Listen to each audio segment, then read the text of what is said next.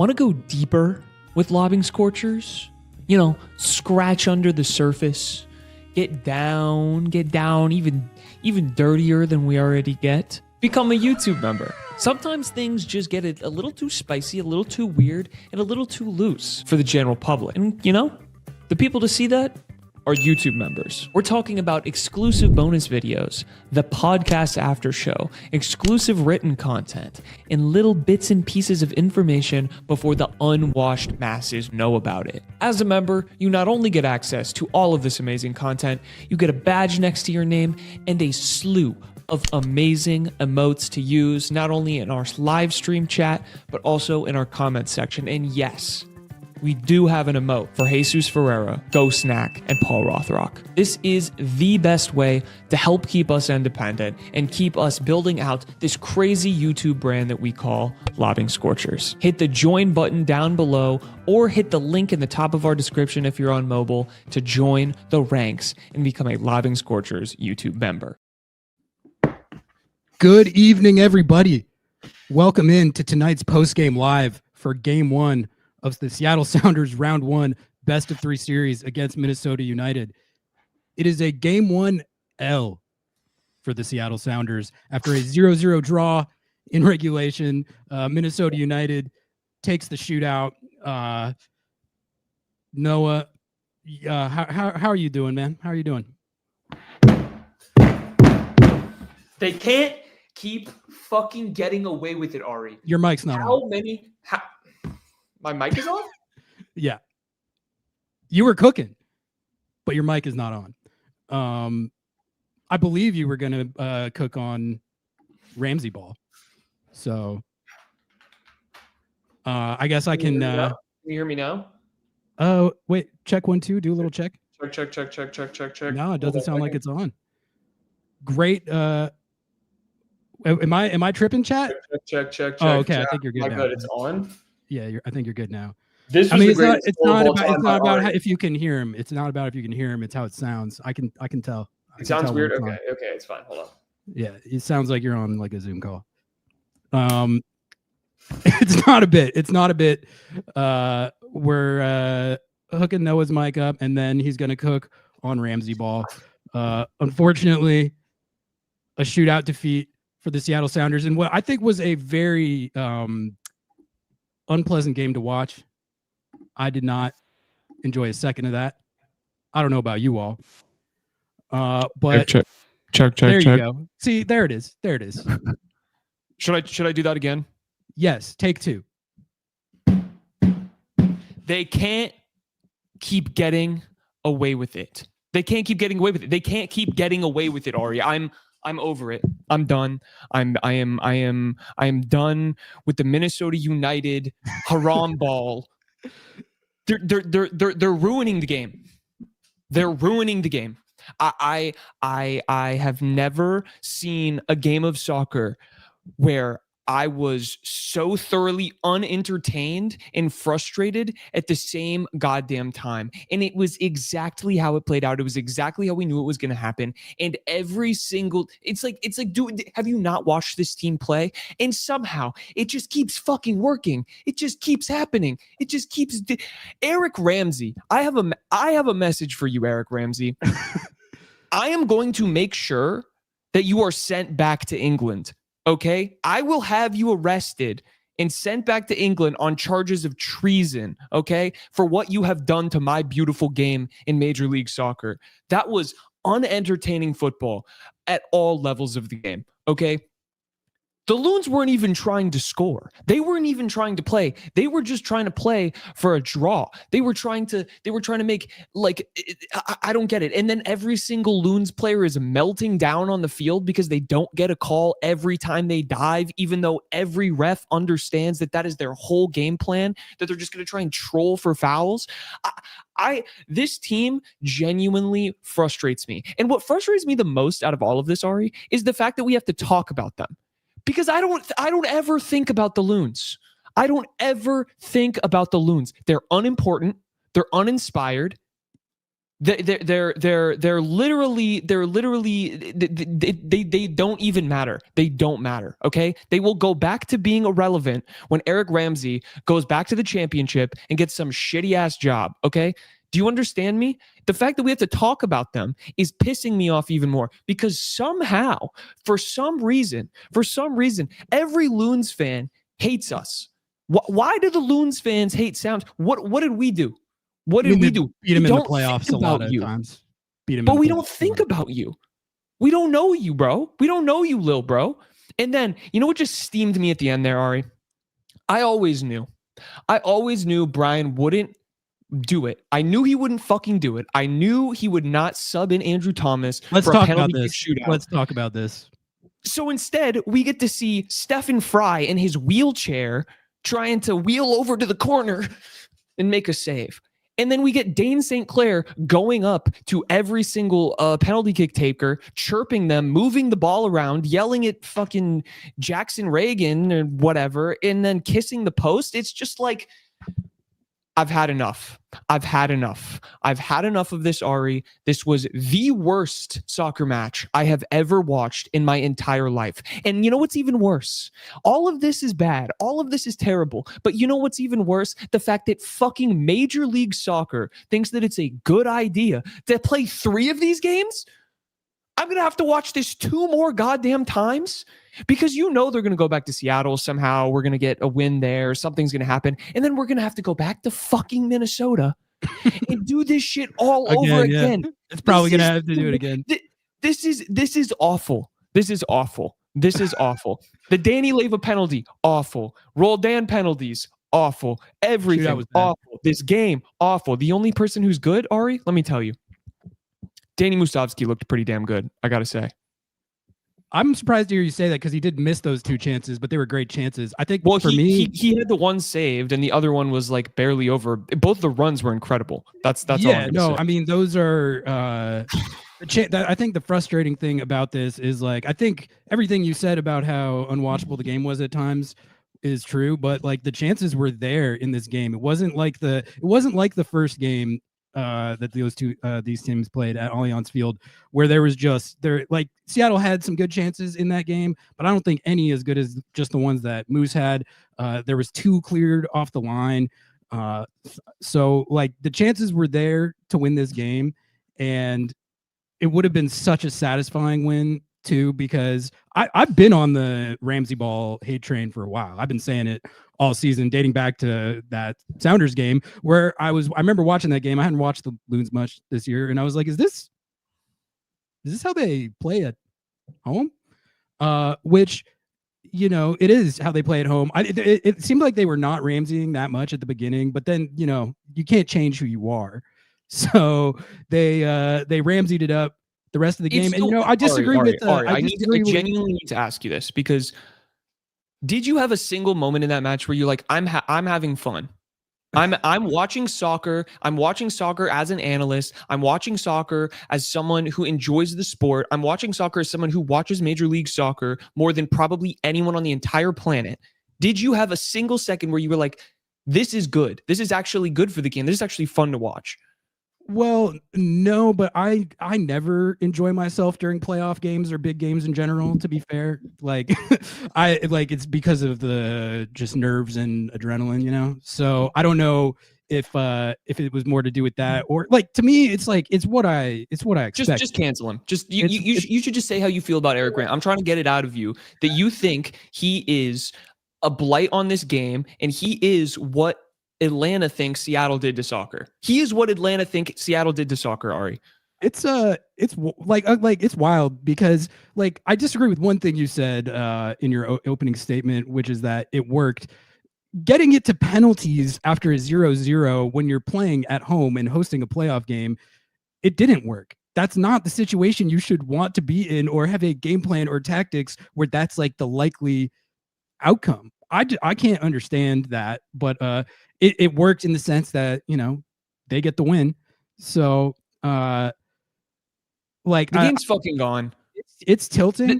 The game is gone. Because for me, I feel like it did work for them. They always wanted to get to penalties. They always knew Dane St. Clair was gonna be way better at that. And then That's yeah. Okay. my brain is broken. I have another soapbox, which is that I feel like we've both been understanding of the logic behind Stefan Fry remaining the starting goalkeeper for this team. I think Andrew Thomas performed so well in Leagues Cup that a lot of people were feeling like the torch got passed, but I understand that that's a difficult torch to pass.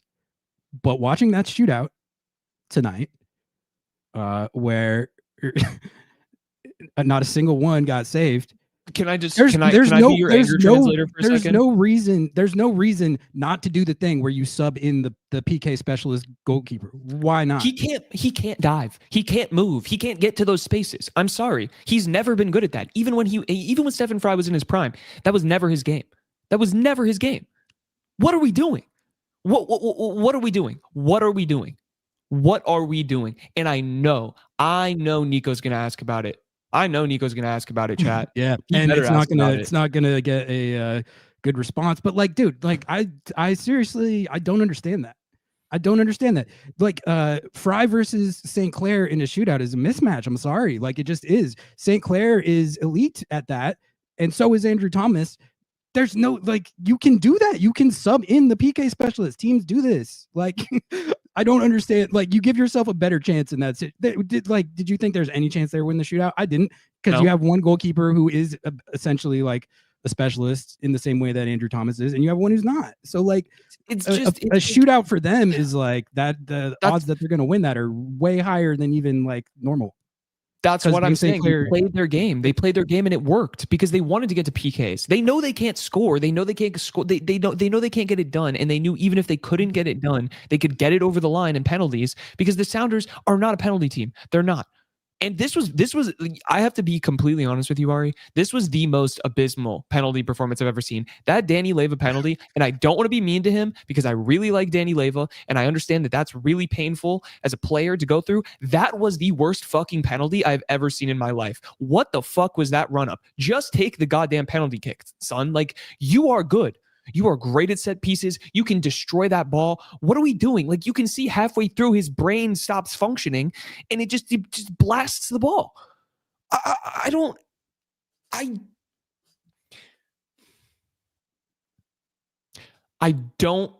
This is the worst playoff game I've ever watched in my entire life. I've been talking about it all week.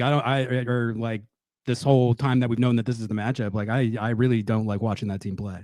And we saw why. We saw why in that game. 2 more times. I like at the beginning of the game in the first half, there was like a brief second where they were pressing a little bit. They pressed more in this game than they usually do. But then in the second half, it was the same shit. It was just sitting behind the ball, letting Seattle knock it around. And I thought that, like I said, like the chances to win this game were all there.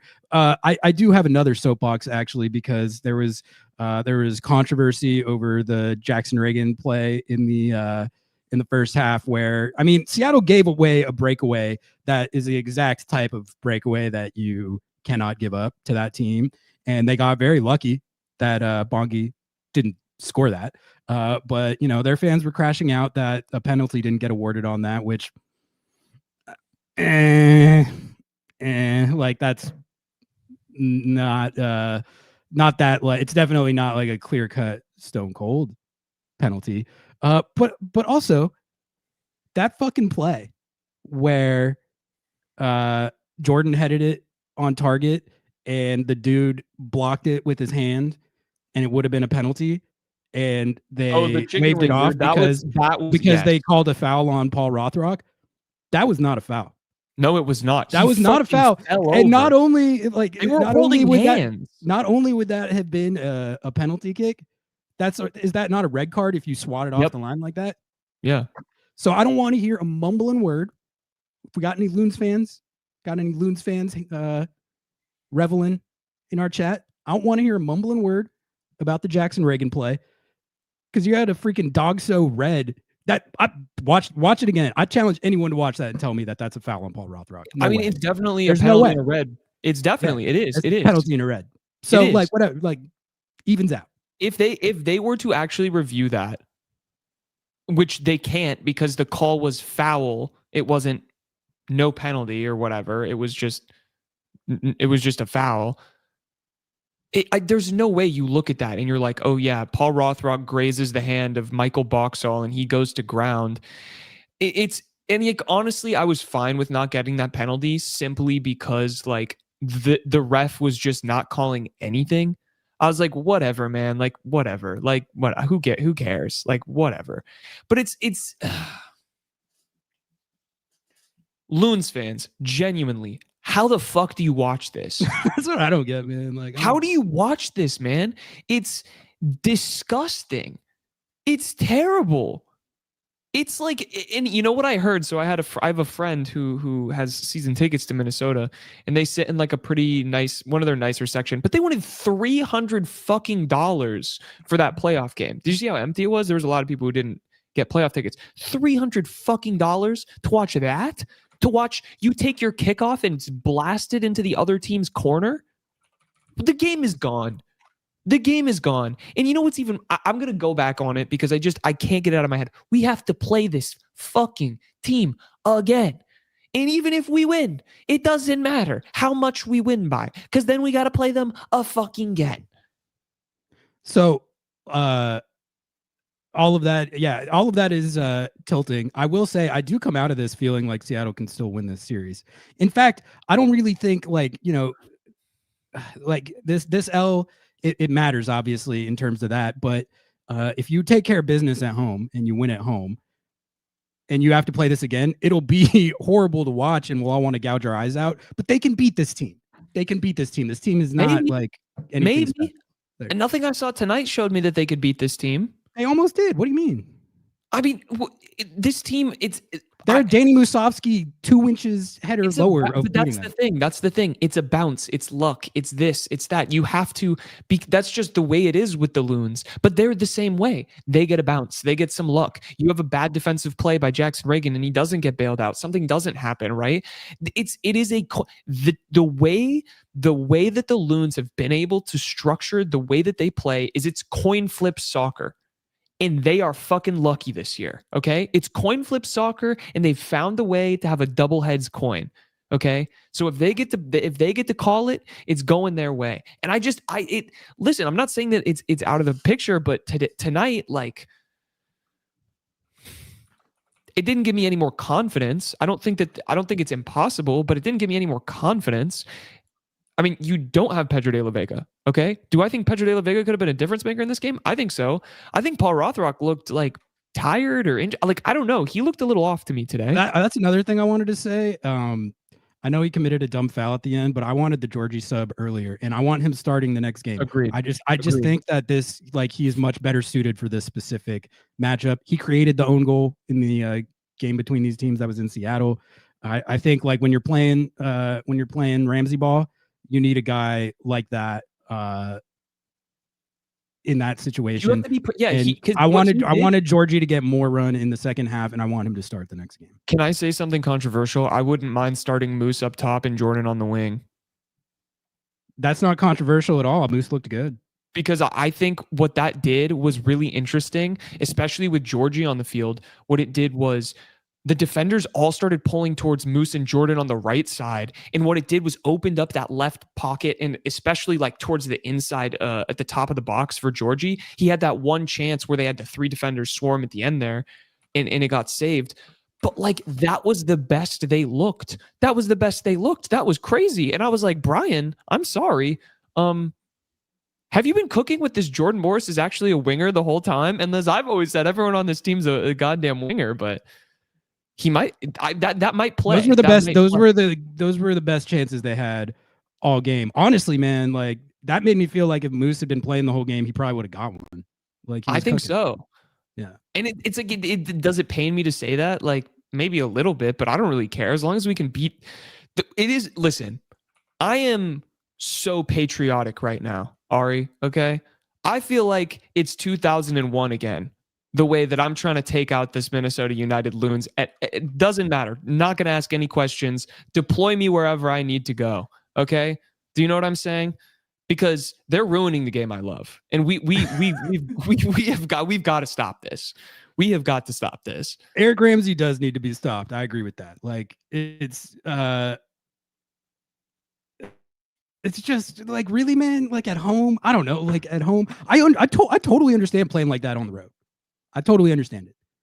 To play like that at home, They played 20 minutes of soccer. They played 20 minutes of soccer and 70 minutes of. It's not a sport. They were there. They were on the field, and yeah, I'm embarrassed, and it gives me so much frustration and anger. We have to beat them. We have to beat them. We have to. Yeah, I mean the backs are against the wall. Are just like, I'm sorry. Did you think any of the fouls in the first half, especially of a playoff, like act like you've been there before? Minnesota United fans, act like you've been there before, okay? Like literally, a referee is going to call less fouls in a playoff game. He's going to let things go. All right, you're going to have to deal with that. Every fan was up in goddamn arms over like the lightest, like the Minnesota United player would like flop on the ground in the like just outside the box. And I'm like, oh, okay, there they go. They're doing their bit. And the ref's like, no, get up. That's not a foul. And then everyone in the stadium is like freaking out. 7 minutes in, they've got an FU Seattle chant. It's like, act like you've been there before, man. You're not the Seattle Mariners. Act like you've been there, okay? The chant is a widespread use chant. I've heard it at a lot of other stadiums, but yeah. Just like have some dignity. It was, dude. I'm sorry. It was a lot more unpleasant to watch than I even. The fact that we don't even have any video on our presser yet, I don't even want to know what's going on in that locker room right now. But I'm going to tell you right now, this presser could pop off. This could pop off. Schmetzer is not going to be happy in this presser. He's not going to be happy. No, I mean they just lost a playoff game, so no, he's not going to be. He's not going to be happy, and it's you know, if it had been more like the first game where the chances weren't like, I feel like it was more half chances. These were like real clear cut, like especially Moose's, both of the Moose ones, man. It's like, if it just goes in, they're not scoring. They're not. No. So that would have been all she wrote right there. What changes, I guess, would you have? I mean, you said you would sub Georgie earlier. Yeah. I don't know. I wanted to. Oh, who was I gonna talk about? Alex Roldan had a ton of shots tonight too, which was interesting. Bro, I'm literally blanking on exactly what I was gonna ask you about. But that's fine. It's cool. I didn't actually want to talk about anything because it's fine, because it's cool actually. I'm steamed. I'm steamed, Ari. This is the most steamed I've ever been on a post game live. Like, yeah, you're nice and steamed. I'm more tilted than steamed, but it's a bad L. There's no question about it. We are gonna stream the presser, MW. We're just waiting for it to start. It's just not happening. Hanging out till We're then. Not getting any respite. If everyone could do us a favor and like the video and subscribe to the channel if you haven't. I know there's some of you in chat that are watching but haven't subscribed to the channel. Subscribe to the channel, like the video. It's true. It's true. We had a super. That's what it was. Oh, okay. Anti-soccer, and it makes me sad. Yes. Like I'm about growing the game. All right. In the words of Happyfoot Sadfoot, if you're not growing the game, you're killing the game. Okay. And Eric Ramsay is killing the game in America. If Messi is pushing the league forward, Eric Ramsay is pushing the league back. And we need to stop him. Okay. We have to stop him. Okay, what players are they going to send out for the hostage video? That's a good question. Let's everyone get your guesses in. Get your guesses in. I'm guessing it might be a Rothrock Christian situation, or Albert. I bet Albert one of them. Christian. It could be Albert Rothrock. I don't know. Albert Alex something. What did you? What did you think of the performance offensively? Did you think that there was much they could have done differently as far as the chance generation and how they attacked these Ramsay ball tactics? Yeah. I thought that they had some good spells of possession, and that fucking buildup with the Rothrock shot that ended up going over, but that like quick one. Oh my god, that was good. Yeah, where they found him and That's he what I'm got a saying, good shot man. off. That was, he got a good shot off. That would have been the sickest goal of the season. That would have been. That's so what you have good. to do. But the problem was they just weren't able to build up. I thought Nooho was holding them back a ton with that build up. I thought there were times when Rothrock was doing the same thing where like I thought that left channel was kind of getting clogged a lot and they were building up a ton through there, but it just wasn't. They weren't able to get it through the loons, man. The brick wall. Tear down that wall. Tear down that wall. I'm gonna say this right now. Could backfire. They are not gonna win MLS Cup like this, man. No. If this is what I posted this earlier. I said they could win this game. They could win this series. They could win MLS Cup. But at the end of the day, if that happens, soccer has lost. Major League Soccer has lost. And like, we just, we can't let it happen. We can't let it happen. We can't let it happen. Someone asked about the, this was actually quite interesting, Ari. A little Brian Schmetzer showmanship, perhaps a little Brian Schmetzer lie, a little white lie. Kent maybe, oh wait, where was it? Kent, it was a Kent question. Here we go. I thought Ryan Kent was going to play a role in this game. Yeah, Brian. You got us tweeting fucking infographics. He did say that, didn't he? What it's a game that could have used him. It should Yes. be like Ryan Kent and Georgie are what you need here. You need, and like this, another thing I was thinking about is like, God damn it, this is where the De La Vega thing, that's where it hurts. Like you can see where it hurts. Like a game like this where you just need that like creativity and individual ability to pull stuff out against a team like this. And that's why I think Georgie and Ryan Kent have got to step up in this series. They need to get the run to step up. And it's tough because I do feel like De La Vega would have made a big difference here. But yeah, I agree. It just, it really is. It really is. And when I think our pure reaction after De La Vega went down in the New York City FC game, it was for this. Like it was knowing this.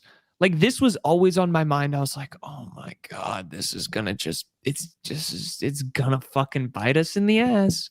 It's gonna be one of those goddamn games. It's gonna be something where like the fact that there's a good chance that we're gonna have to do that again is tough to take.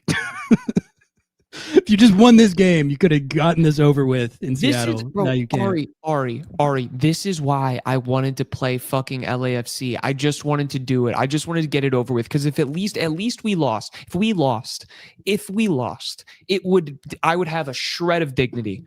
I would have had a shred of it. If we lose this series, I will have no dignity. Will I say that it's a failure of a season? Absolutely not. I would still think that it's a successful season. I still think that the Leagues Cup run was great. Will I be incredibly embarrassed? Yes. I will be disgusted. I will crash out. It's despicable what we're going through right now. It's despicable right now. It's despicable. I mean, I don't know. Go for it. I was just gonna say I've kind of achieved nirvana on this. Like I know I knew what we were getting into. I knew what we were in for. It played out pretty much how I feared it would. But you really like you got to get like the first goal on these guys. You somehow. got to. You got to. And then It's possible. that's the only way to defeat Ramsay Ball. Is Yeah. you got to score on him first and ideally early, like in the first 30 minutes of the game. And if you can do that, then they can't do what they do as effectively. But as long as it's a tie game or 0-0, they're gonna troll you. They're gonna troll you, and you gotta be able to deal with it. In Seattle, I mean, it's hard for me to analyze because I feel like they did a lot of things right and they got very close to getting the goal that they needed. But I don't know. It's cursed. It is kind cursed of cursed against this godforsaken team. It's the third time that Minnesota United has beat Seattle this year. This was PKs, but I mean it's a win for them. 3 times in a row. I'm sorry, chat. Some people are saying that that I'm over my takes. I'm scraping the bottom of the barrel here. I don't have anything else to talk about. We don't have Brian Schmetzer presser. We don't have player audio. He's still not out there. I mean, I don't know what to say. Like it's really tough scenes out here, chat. I'm gonna look again, make sure I don't have the wrong link, but it was a uniquely tilting L. I will grant that.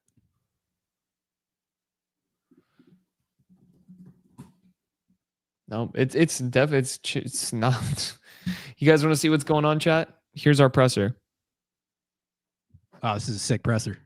Waiting for host to start the webinar. Should we do some hopium? Should we do some hopium? Corey's got Hope Train in chat. I think we should do some hopium. I think we should switch gears here. We did the crash out. Let's do the hopium. Corey says, okay, Hope Train. We can win the next one at home. Then we go back to Minnesota and it's colder and it's just as hard as tonight was. But this is what Brian does. He figures it out when it seems hard. I don't think the series is chalked. Like, I really don't. If I thought the series was chalked, I would say it.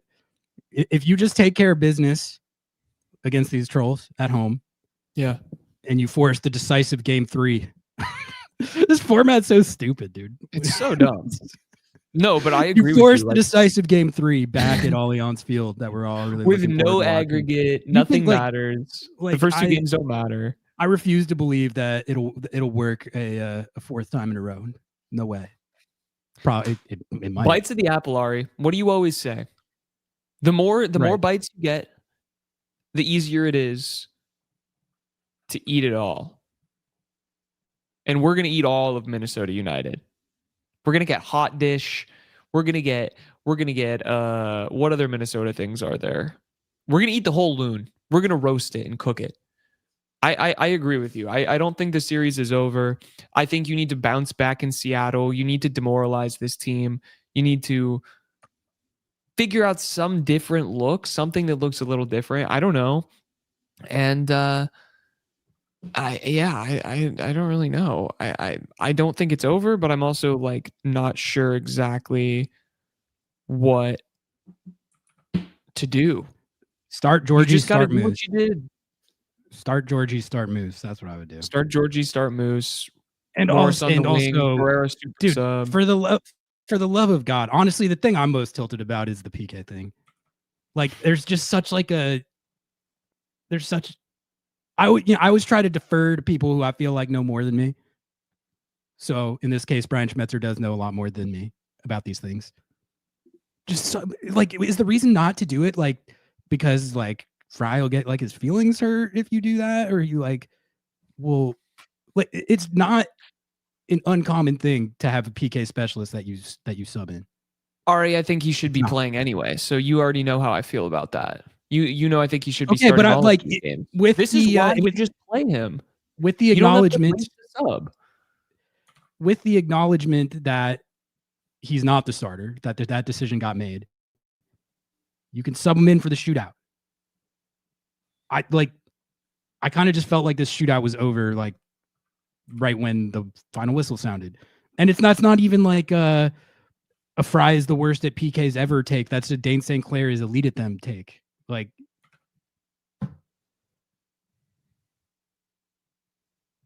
would have given yourselves a puncher's chance in that shootout. Although a couple of the penalties that the shooters hit were not super great either. So maybe it wouldn't have made a difference. But we missed the presser? We straight missed it? How did that happen? I don't know. I was on the Zoom call. Maybe they didn't let you in. Damn. Yeah, no, James is right. Kind of hard to blame the keeper when the players miss 3 PKs. But there's like, if you maybe we don't it's butterfly effect. If he's in there, the whole shootout changes, and maybe he saves the first one, and that changes the whole. You see what I'm saying? You're right. Well, that's interesting. But is there any way we can does anyone have the video of it that we can pull up? Because I was looking forward to that. I mean, the Sounders will post it eventually. Yeah, but they do that 8 hours later.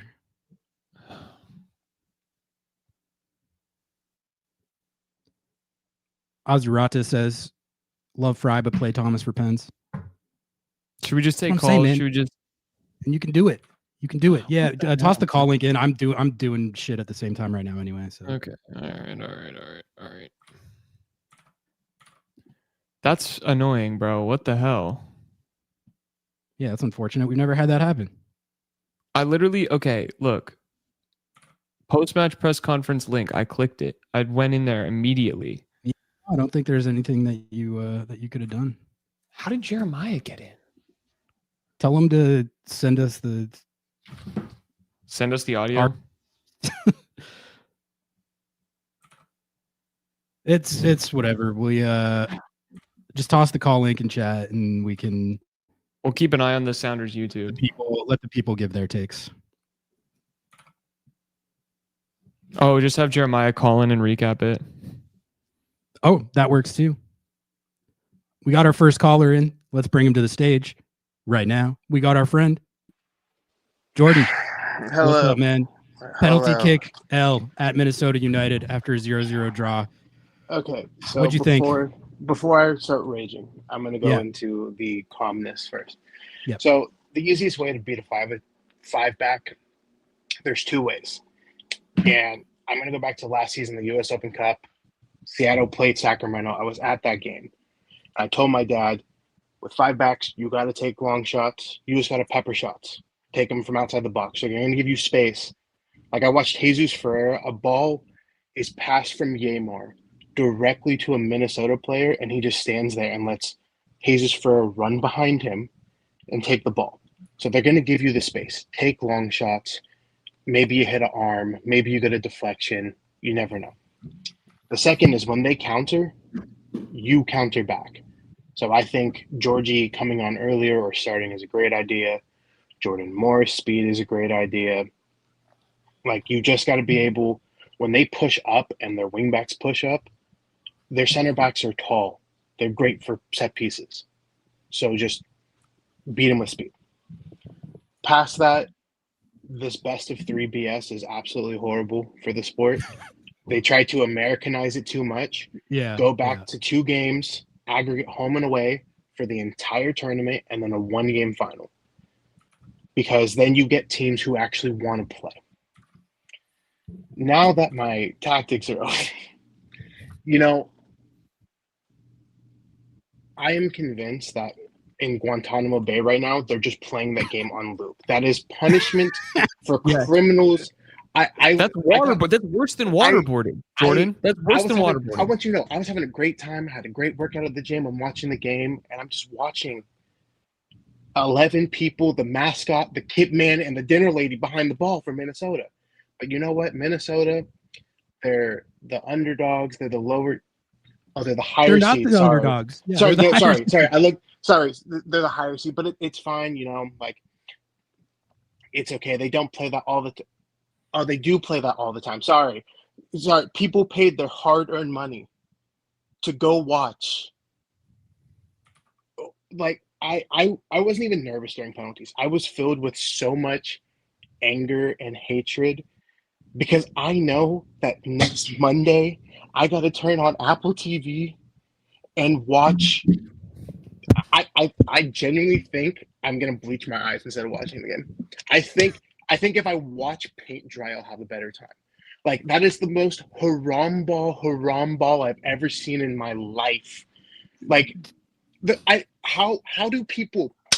They cheered that game. They were like, I'm so happy I'm watching my team, the home team, the higher ranked team, play at home in the playoffs and play like that.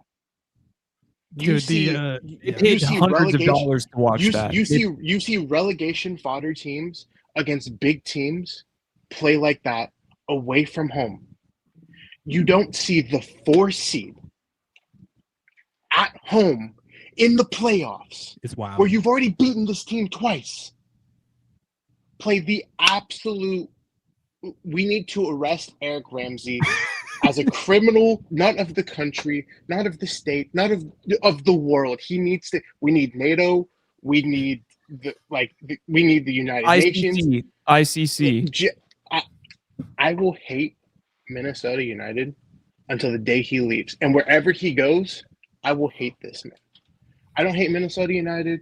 I've seen how they played before. It's whatever. The sequences where Seattle gets the ball and they just all immediately drop off, and then it's just knocking. I'm not even joking. The amount of times I watched Jesus Ferreira from the edge of the box run uncontested 20 yards backwards for a pass that is literally directly in front of the Minnesota United striker, by the way, who is now playing at left wing back. And the minute the ball is literally like, if he just runs forward, he beats Jesus Ferreira, boom, you're on a counterattack. And he stood there. He stood there like a kid who didn't know what was going on. Like, how do you genuinely cheer that? How do you watch that week in, week out? Like, I have to deal with that as an Arsenal fan. People go, oh, Arsenal play for set pieces. No, that is set piece play. That is 11-man back. If you go any further, I'm convinced Eric Ramsay will get you in the parking lot. Eric Ramsay will find you in the parking lot if you are above your own third yard. Like, if you go past a certain point when you don't have the ball, Eric Ramsay will slash your tires and get you in the parking lot. If you take a shot inside the box, Eric Ramsay will cut your foot off. Because it's not a corner kick. It's not a throw-in. What is Michael Boxall going to do if he can't do a throw-in? Because if not, he's standing in the goal. He's standing in the goal next to Sinclair. They're playing Uno because they've got 9 other people in front of them playing defense. I'm not even upset because, like you said, all right, Seattle can win this game. There are tactics that can beat this team. It is very easy to beat a team that doesn't want to play soccer. And they're I swear they're close to cracking this code. They're just the last time Seattle played a 5 at the back and won that I can think of is when they played Sacramento, who plays 5 in the back week in, week out. And they won because Josh Atencio took a shot from outside the box and it took a deflection and it went in. And the second goal was because somebody played an over-the-top ball to Jordan Morris on a counterattack, and he's one-on-one with the goalkeeper and scores. It's very easy to beat a 5 at the back. The problem is you have to have them have the ball, and if they have the ball, I think they'll die. Like, they won't ever have the ball though. That's their bit. The fact that you pay, why pay a striker? Why bring him on? What was the point of bringing the striker on? Did he actually shoot the ball once? Genuinely? Like, that's a genuine question. Did he even shoot the ball? I mean, is he a striker or is he a midfielder? He's a striker. That's the real question. To be fair, if he was a midfielder, he would be further up the pitch than he was. That's true. So that's true. The fact that we have to watch that again on Monday. We have to watch that again on Monday. I genuinely would rather do anything else, but I love my team, so I will watch it. I hope they just beat the shit out of him in Seattle, and then I don't even care what happens. And you know what? If I was a Minnesota United fan, and I had to sit there and act like I love Eric Ramsay, Haram. If the kit man is further up the pitch than you are, I will kill you. Eric Ramsay spent Football, more time in the attacking third than they did. Yeah, maybe that's it. You have to look where Eric Ramsay is, and if you are level with him, you have to go further back. exactly. But like the fact that I would, if I was a Minnesota United fan, and I have to pretend to like that, and I watch Seattle stomp Cruz Azul 7-0, beat LA Galaxy 4 and then 2-0, and Miami 3-0, and I had to wake up every morning knowing that Eric Ramsay is my coach, I'd hate Seattle too. I'd hate Seattle Jordan, too. So Jordan, wherever Eric I Ramsay don't want goes, to cut you I will off, be there but to we hate do have him. Jeremiah in the queue. So give us your final crash outs, final crash ups. Floor is If I yours. ever see you, Eric Ramsay, if I ever see you in the streets, it is on site, but you'll be too far behind the ball for me to get to you. So I'll get you eventually. Hell yeah, Jordan. Great call Thank as you, always, Jordan. man. Have a good We night. appreciate you, boss. We We'll see all you in the queue, soon. but we're gonna get Jo in here first to recap the presser. So just hang tight. Welcome, Jeremiah Joe? Oshan, Sounder at Heart legend, and press conference scribe, because apparently Noah doesn't know how to get into a Zoom call. Hey, what's up? Well, I guess first, if you could give us your thoughts on what just transpired at Allianz Field, and then if you could give us the update on how Schmetzer was doing after the game. As Noah mentioned, we haven't seen the presser. Schmetzer was fine. I mean, it was. I think Jordan was crashing out. Oh my God, what's going on here? Hold on one second. Dude, you've got something going on. This is worse tech than we had to start the show. Did he where I mean tried to Jordan the crash caller was out and- crashing out, or Jordan Morris was crashing out? No, your last guess. Yeah. Your last guess was crashing out a lot harder than anyone on the Sounders was crashing out. Well, I wouldn't expect them to crash out, but like you know how Schmetzer gets when he's tilted. He didn't seem tilted at all. He seemed frustrated. You know, he seemed frustrated that they didn't win, but you know, I don't know how frustrated you can really be when you lose a penalty shootout in somewhat predictable fashion, I guess. You know, that's the game that Minnesota wants to play, and that's the game that they played. And I don't know. I think from a analytical perspective, you look at the chances the Sounders created. They probably created, 4 or 5 quality chances.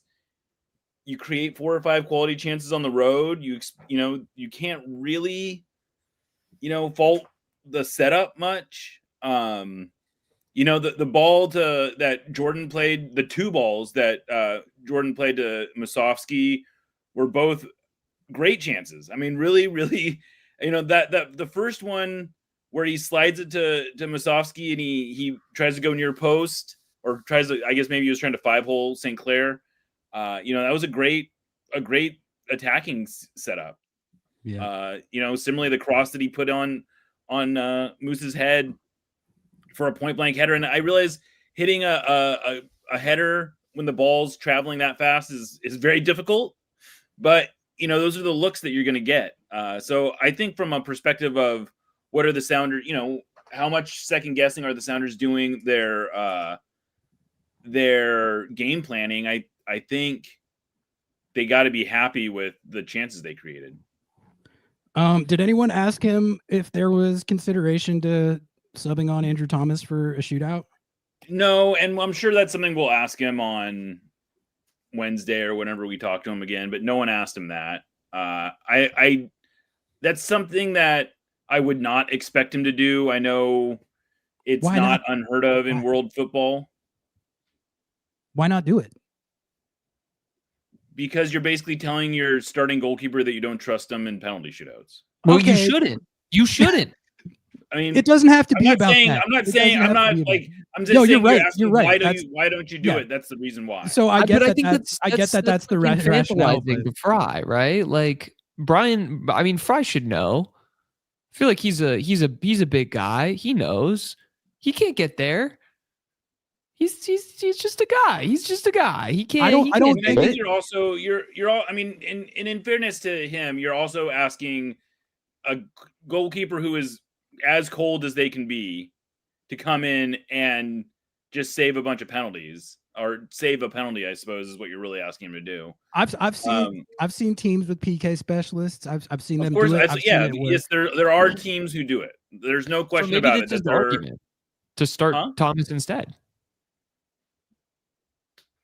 Yeah, I'm not even on that like Brian Presser is train out. like on that talking point anymore. Like the decision is the decision, and I understand why Fry is still the starter. To me, when I look at it, you got Dane St. Clair, who's an elite penalty kick goalkeeper. You got Stephen Fry, who's not, and you got Andrew Thomas, who is. So, like, if you have a mechanism to tilt the scale at all, I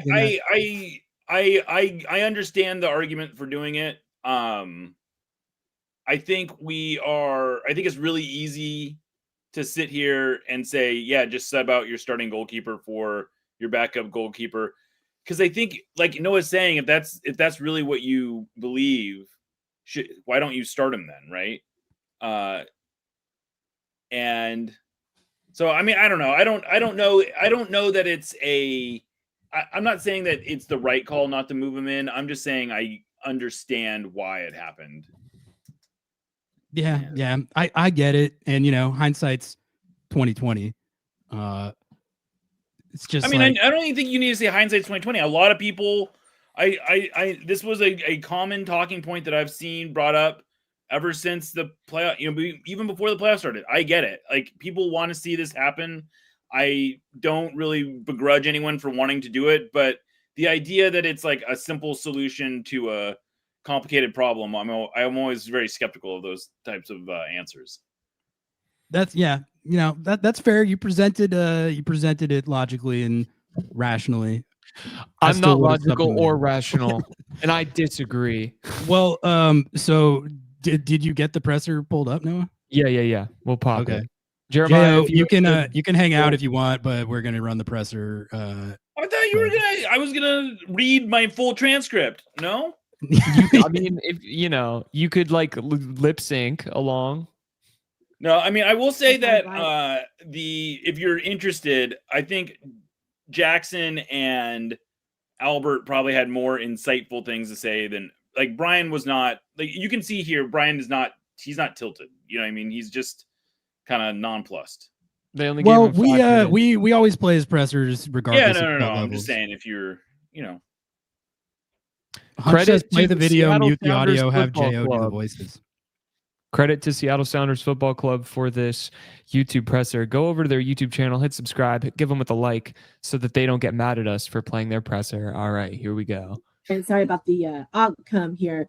I wanted to ask, though, as far as playing Dane, is it just a matter of possibly coming against a keeper? Obviously, he's in his prime right now, a front runner for goalkeeper of the year, and he had some really good stops on some of Musaski's shots there. So was it just a matter of coming against a keeper that's going to cause you guys trouble, obviously, in this? Well, obviously he had a good performance. But what I would say, Jada, is that if you look at some of the chances that we created, and we created a lot, Albert's set piece in the first half that Ymar just heads over the bar, I think it was the corner kick. He didn't have to make a save. Albert had another one, a corner kick. Maybe it was a free kick. I think it was a free kick that Ymar just got over the bar. In the first half, corner kick, Christian heads it, and their guy is on the end line and saves it on the end line. So, St. Clair didn't have to make the save. The little combination play that Paul had in the first half, he didn't have to make saves. So it's a combination of both. I mean, the biggest save that he made, we were just watching in there, was obviously the ball that Jordan slips across the Moose, and it's inside the 6, he makes a save there. He makes the play. So credit to him. Was Leva entering, was that in prep for the penalty kicks or possible penalty kicks or what was his? Yeah. It was, the penalty kicks are funny because it can go either way, it can go one or two ways. And last year we were lights out in our penalty kick shooting. And we have practiced penalty kicks for the last 2 weeks. And it was really surprising to me that guys that are normally lights out, tonight missed. So maybe tonight just wasn't going to be our night. All right, Jeremiah, over to you. Yeah, if you're balancing, like you said, you've been on the other side of these shootouts, but if you're balancing the reality of the result with the way you played, how do you go about messaging that to the players? Well, the messaging is, we played well in many aspects of the game, but we didn't win. And so what, I'm asking them open-ended questions so that they can reflect on the playing. And then, acknowledging that it's frustrating to play against a team that, sits back and doesn't want to take risks and, will take 45 seconds on goal kicks. That's all part of who they are. I mean, St. Clair in his interview after the game, the coach said that's what they're going to do. So we can't control what they do. So we have to focus on what we are going to try and accomplish at home. George, go ahead and ask your question, please. So, Coach, you were playing with two center forwards. I was curious if you thought about adding Alsazi to the mix, because it seems like he's a big body, good on headers, that he might cause some chaos for the defense, if that's part of your plan in the future. Maybe. Could be. All right, next question we'll go to Nico Antu. Nico, go ahead, please. Hey, Coach. This will be the first time in the best-of-3 series that the team will be going into Game 2 with a disadvantage. Do you see more of a cautious approach at Lumen, or how do you think this will affect the team's approach going into Game 2? We came out here to try and win the game in regulation. We'll do the same thing at home. All right, there are follow-ups. That's fine. Or first-time questions, go ahead, hit that raise hand function button for us for now. We'll go over to Jeremiah for his second.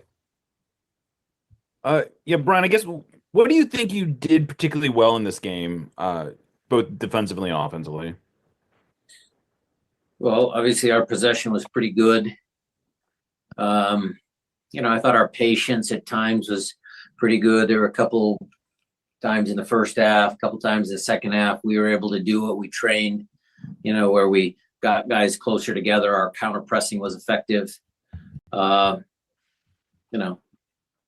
The active defending, or, Yaimar coming back, eager to make plays.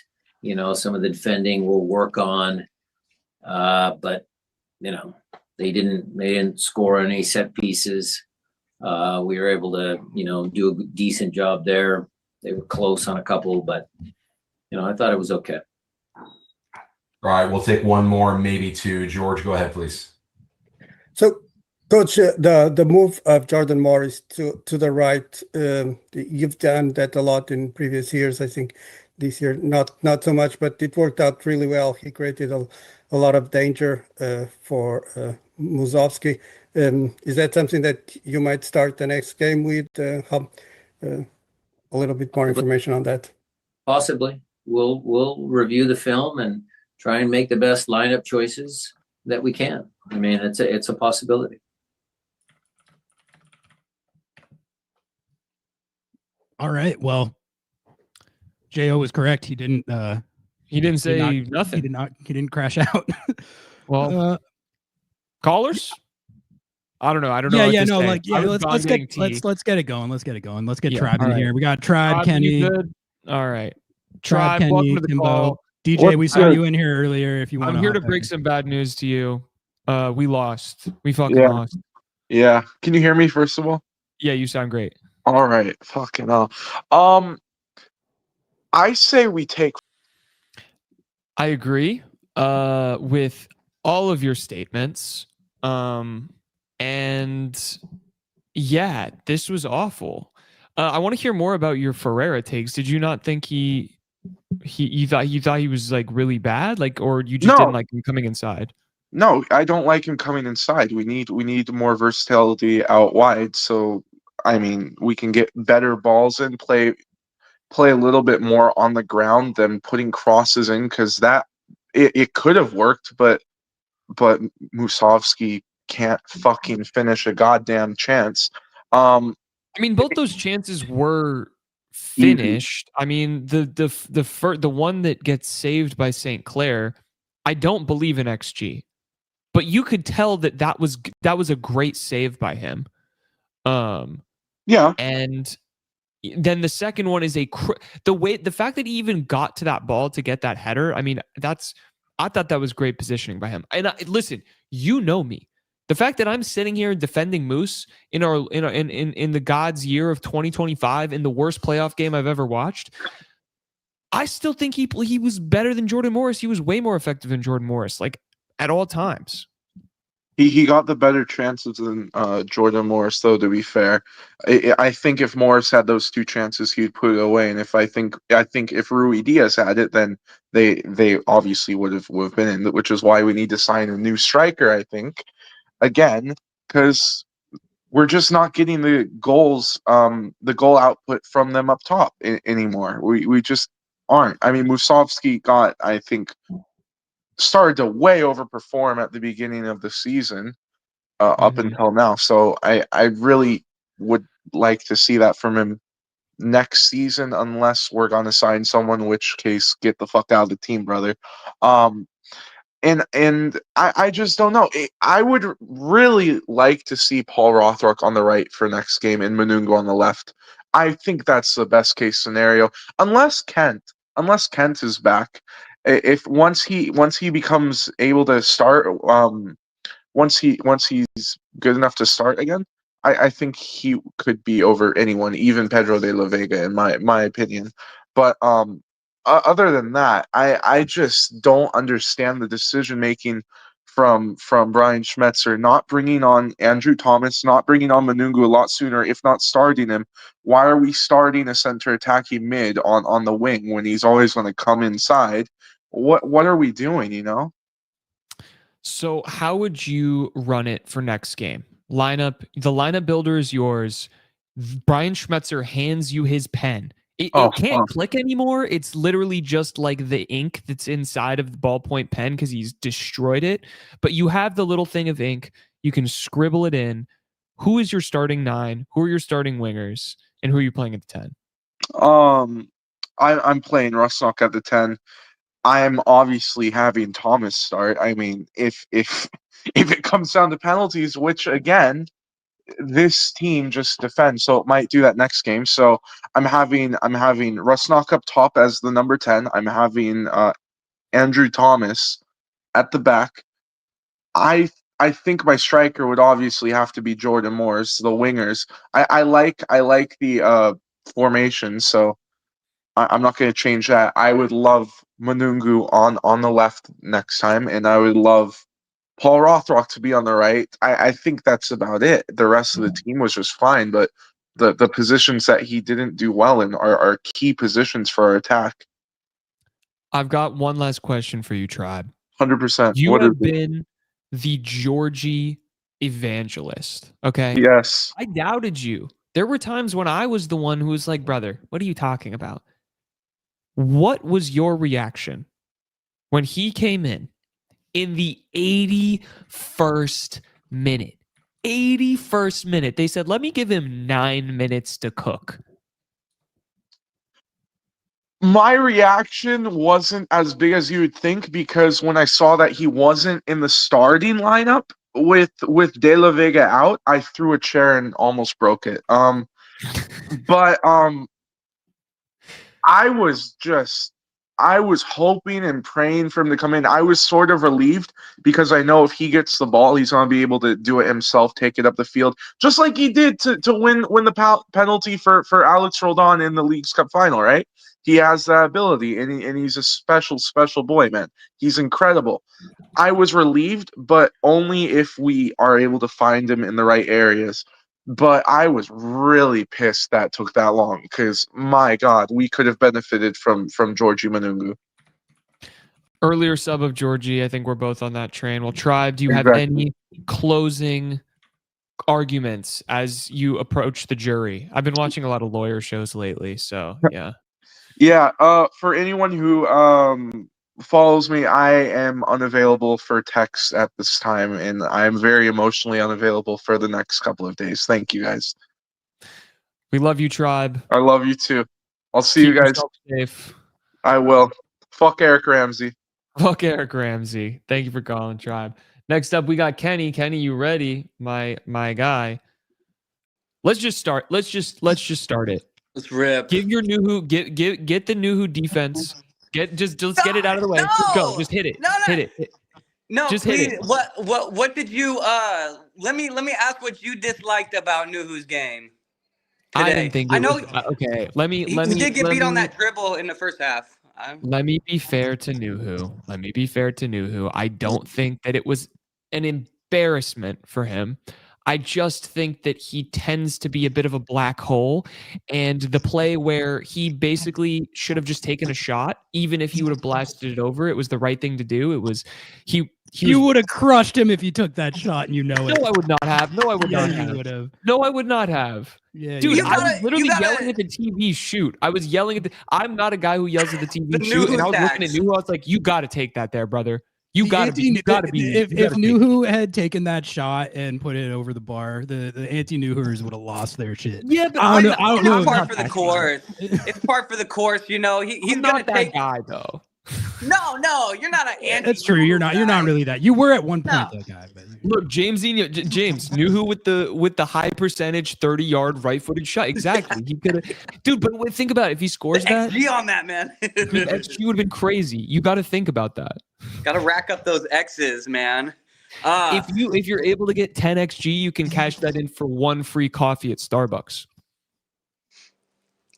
Yeah. Well, we were racking up the XG, especially Moose. Moose had some good chances, and those are difficult finishes, but the XG on them is pretty high.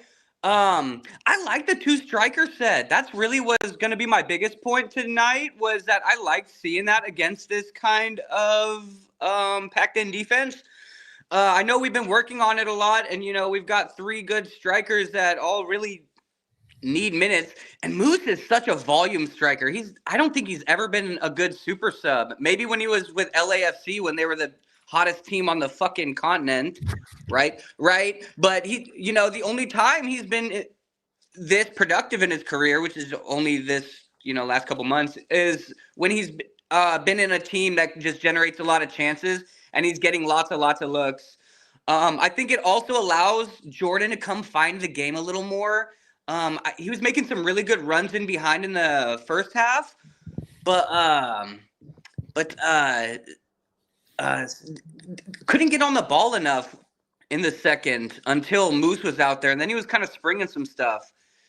Yeah, I think Jordan was technically playing like as a winger, but I didn't mind it because he was still getting in on attack, and I think that like the reality of Jordan Morris's game as of this current moment, which it's ever evolving, is that honestly, he's just so good at getting those balls in that service. And so playing on that wing space, but also still being able to tuck in, like you're saying, it's just deadly, man. And yeah, if Moose can get the right service, he can make good runs. Like it is possible. Yeah, he's a great runner and a smart player. So is Jordan. And then we also have Jesus, who I think his best position might be as a second striker. Kind of in the same space, that right half space. But that's when he was at his best for Dallas. And then I also wanted to bring up Albert generated 4 chances tonight. But he had 4 shots that none of them got on target. There were a lot of block shots. He's usually so good at creating his own shots by giving a shimmy or a feint and then keeping it low through traffic. But I guess he's just going to get mixed in. He's just going to hit legs sometimes, especially against the bunker defense. What did you think of Albert's game there, Ari? I thought the offense in general was good enough to win this game, and I think he was a part in a lot of why they had the chances that they did have. It's just how much credit can you really give to anybody in the attack when you get shut out, Yeah. But like as At far least, as at least he you know, finishes 10. his job is That was a to nice pen. his job is to run the offense and generate chances. And I did not feel like that was the lack of that was the reason they lost this game. Like they lost this game because They didn't lose this none of game. those chances went in. We didn't lose. Well, It's a draw. Shootout loss, yeah. Yeah, we didn't lose. And that's another of my big points is this game might not matter at all when it's all said and done. Like this game might just be like completely thrown out. There's one more game that we should have the upper hand. Hopefully. Oh, it's gonna be a slog. It's gonna be a slog on. Well, next it's Monday. annoying. Imagine, yeah. Well, I will say they played in Seattle once this year, and that was like a 5-goal like burner. Yeah. So maybe I like, just- but yeah, I don't know. If this was a 2-game series, this 0-0 draw, you're going home so stoked. You're going home Yeah. so stoked. You're like, okay, it's in our hands. We're going home. Second leg, whatever. Yeah. It's this fucking best of 3 shit because, and it doesn't even matter if we score 7 goals next game. That doesn't matter. You just play a winner takes all final. What are we doing? It's bad. Yeah. It's bad. You're right. Like the reason the home and it's away like- aggregate scoring, that would have been like a phenomenal result / performance. The only reason it's like this, all of the competitive balance talk is lip service or rewarding the regular season. It's none of that. It's just gate fees. They just want more home games for each market. That's the only reason this is happening. But I think Apple TV too had something to play with it. yeah, but, they want more you know. playoff games. They just want more playoff games in general. And then I guess my last point was I to go to something negative, I guess Paul really kind of had a stinker, and he's been like that lately. He's been on and off. He'll have a good game and then a pretty poor game. It's felt like to me, and that's not really his thing. He's not really like the type to get a 5 or a 9 in a game. He's usually the high 6 or high 7. Just doing a lot of good work. But in this game, I wrote down a couple stats. He was the lowest rated field player. 0 for 3 dribbles, 0 for 2 crosses, 0 for 1 long balls, 2 of 11, 18% of duels won.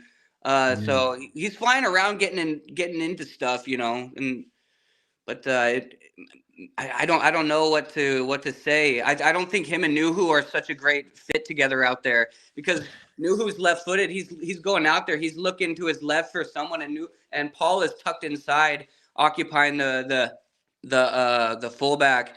And I don't know if I really have a solution or anything. Maybe Kent with Nooho because they were cooking together. Remember, people were saying that Kent taught Nooho how to combine. Well, remember Nooho's when one they of the played top together and progressive- Nooho looked like the best attacking fullback in the world for He's one a good progressive passer. He's top 75 percentile progressive passer in the league and progressive dribbler at the fullback position. He's not a black hole. Like he's limited in the attack. He's very limited in the attack. But I just He's a black can't hole stand the and traffic once he cone. gets The black in the- hole. It's a scapegoat. I mean, okay, but in the final third, he's not.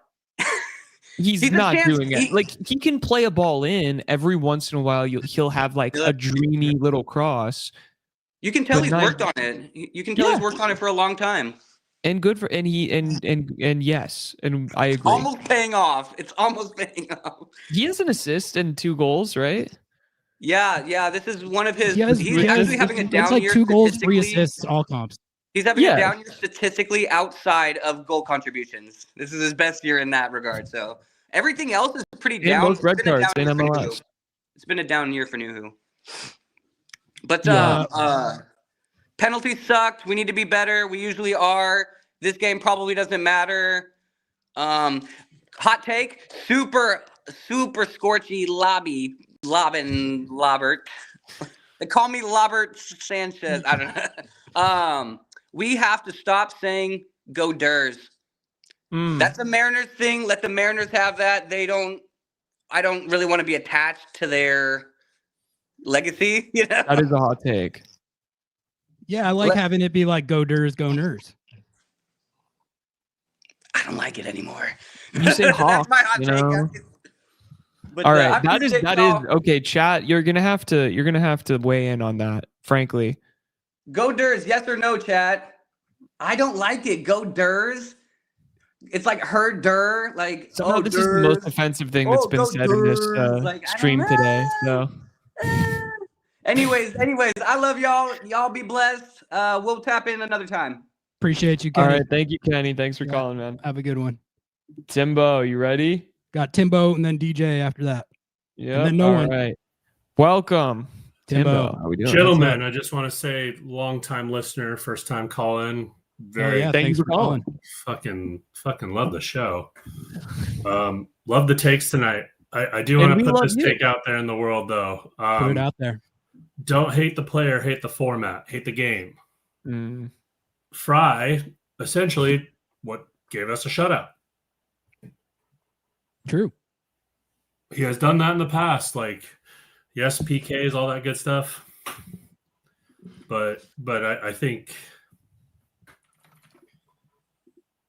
I guess that's my big take on the night. Is Your that big take is don't I hate hadn't Fry. I hadn't thought it's of a format. It's this format we can all agree is across the league. It's fucking terrible. It's whack, It is. and I hadn't thought about it in the way that Noah mentioned earlier of like in the old format of home away aggregate scoring. Minnesota United would not be able to Ramsay it like that to that extent because a 0-0 at home in leg one of a two Would be game huge aggregate for us. series would be like a phenomenal result for Seattle. And that is like on the merits of it. That's how it should be, man. Like you should not get rewarded for trolling for penalties when you're hosting a playoff game. Like, Not only that, and then the rest of the format for the rest of these playoffs. Do you think Minnesota's going to go into Vancouver or LA and win? I guess. I mean, they're or San Diego for that matter. Vancouver. They or San control Diego, the right? PKs again. I mean, they that's can their win. method. They can win any game on the road. That is one thing about Ramsay ball. Like it's a great road team strategy. Sure. But like for especially I like mean, in the, are in we the missing the days of Adrian Heath in Minnesota at this point? That's the other thing on this is that we have dominated this team historically. Yeah. I mean, I'm missing it simply for the fact that like I don't want to watch this anymore. It's like for me, two yes, more it's games, guys. effective, Two like- more games. Are you excited? Maybe Like, they like, get swept. yeah, clap it up for this fucking guy. Get him out of our league. Him and Wilfred Nancy can go off and go to Europe and do whatever they want to do. This is Major League Soccer, okay? We like to score fucking bangers. We like to not defend. We like to have really nice, really talented goalkeepers. And that's what we do, okay? Get this shit. The game is gone. Get this in the championship. I don't want to see this anymore. I don't want to see it anymore. I can't. We I know have a it's game been in a million Seattle, times. and then we go back to Minnesota and we see where we go from there. I totally understand not wanting to spend $300 on a Monday night to sing Oasis. Yes, exactly. Also, could we call this gentrifier ball? You know, he's coming into our town, into our game, and he's saying, "No, I'm going to put up this giant building." I don't know. Think about it. Think about it, chat. Think about it. The other point I wanted to make tonight was just I know a lot of people are naysaying Moose, and honestly, he's had a hell of a season, and ought to the chances we saw tonight came out of Mazovsky. Like The best ones. I Yeah. think that's definitely worth a second look at. Mm-hmm. Morris has been trash or glass all season, and that's I know there are some diehard Morris fans out there. You got to give him a little credit for the balls that he played into Moose, because both those balls did come from Morris. So I will agree with that. I think that they're And combining the runs he made, that combo seemed like the best thing they had going in attack. I couldn't help but feel like after watching those two Moose chances, like, man, if he had even 60 minutes in this game, I bet you he gets one. Like, where does Jesus sit on the night with the early sub out though? That was the other thing that I caught was kind of Moose coming in for Jesus. So that just kind of a making your pieces fit. yeah, maybe they had maybe they trained it with Jordan and Moose. Like that's what I would assume. But and it's not like I didn't think Ferreira was bad in this game, but it's not like he was lighting it on fire. So I didn't mind that sub really. But We can argue in general, everybody with the mullets was not kind of rolling very hard. I hadn't thought of No it like offense, that, fella. but yeah. Exactly. Timbo, anything else from this match? I don't have or this anything series? to add other than the 3-game series. You gotta let it play out. Fry saves, fucking. I remember 2016. I know that seems kind of ancient history now. I know Thomas had a fucking hell of a run in Leagues Cup, and there'll be time for that in 26. It's not that time hasn't come yet. And 2016 was almost 10 years ago. Oh yeah, 16, 9 years now. Like Isn't that crazy? we'll be celebrating We're the first so title, or old. the first MLS title. You consider your supporter shield and all that going forward, but in US Open, 10 years. Wow. 10 years. It's fucking blur, baby. Hey, there we go. Well, Timbo, Cheers, fellas. go Durs or no go Durs? I'm a Rockies fan, so like I have no Okay. fucking way in on. Like it's been a fucking terrible year for me. Enjoy it though. Enjoy that- it, Mariners. yeah. Like almost just. I was rooting for You got guys. it. You got I it. really You got it was, worse. but- You got it worse. It's okay. No, the Rockies did it. The Rockies did it for Seattle in 2001, and that's all I'll say. So, shout out. All right, Timbo. Thank you so much. Cheers, fellas. Good night. Thanks, Timbo. All right. All right, we got our guy Hunch, and then we got DJ, and then we got James. James hasn't called in a while. Hell yeah, let's No. go. James has been MIA. Hunch, you ready? Yeah. Okay, unmuted. Welcome. How you doing, Hunch? I'm all right.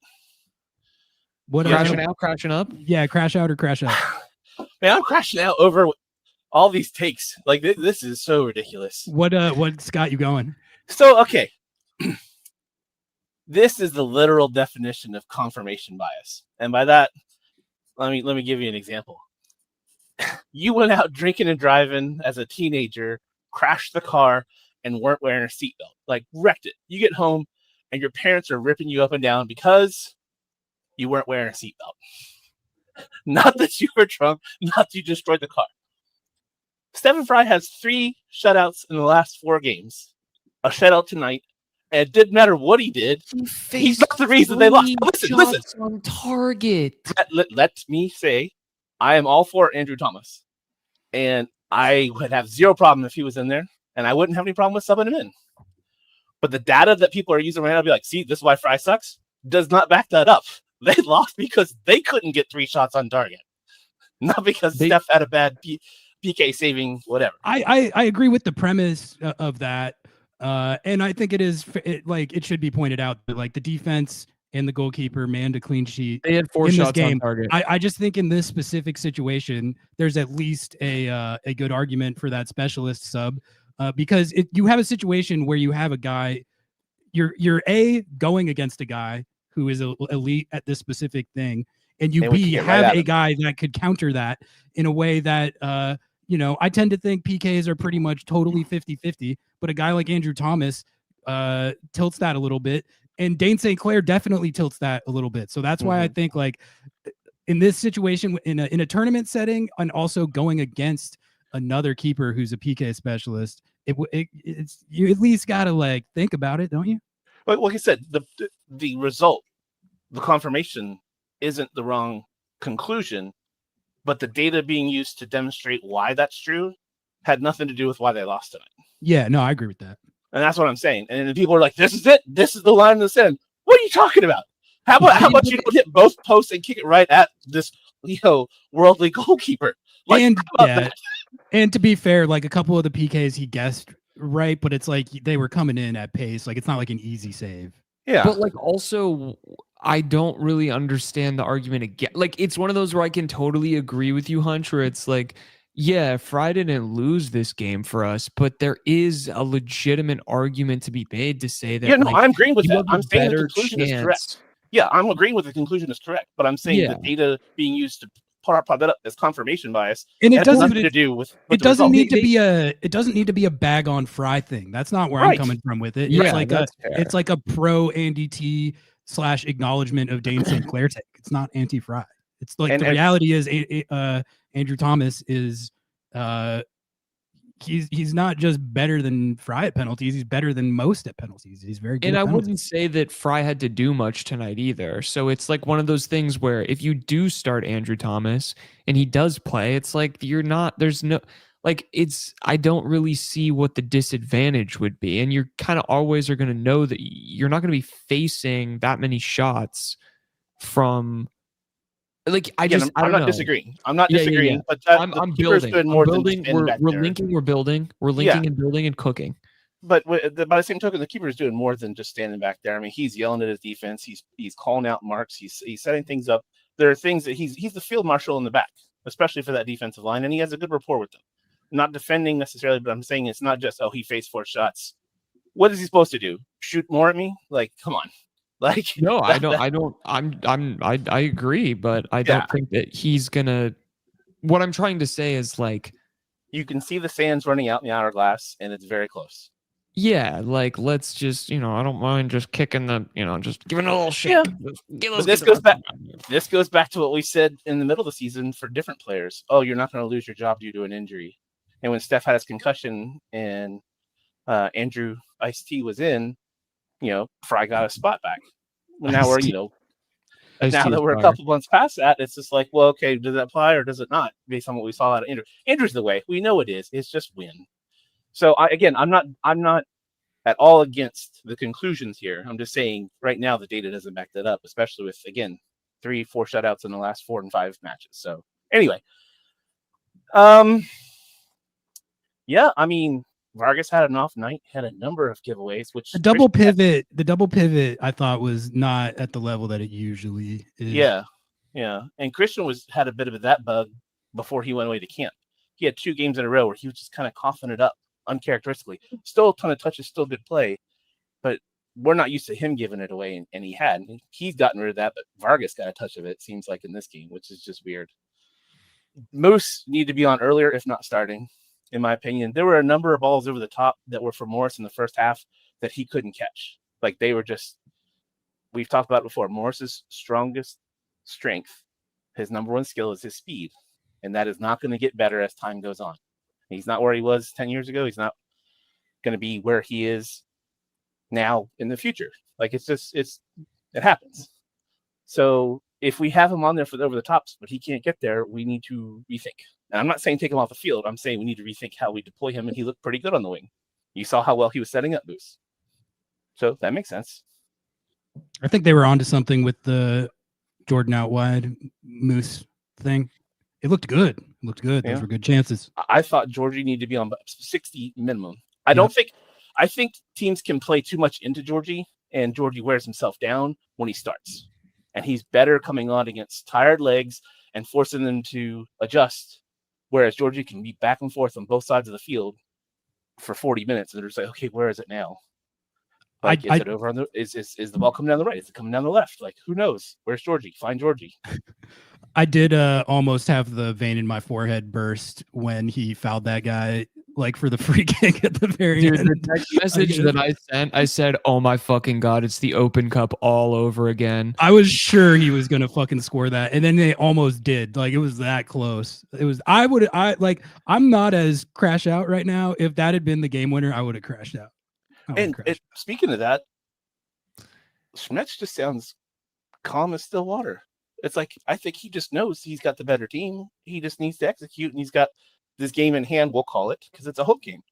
And you come out and thump them, which, to that point, I get people don't like the format. It is the better format, and I'll tell you why. Okay. I've disagreed with a lot that you've said over the years, Hunch, but I've always respected you as an intellectual opponent. Let the man speak. I'll let you make the point.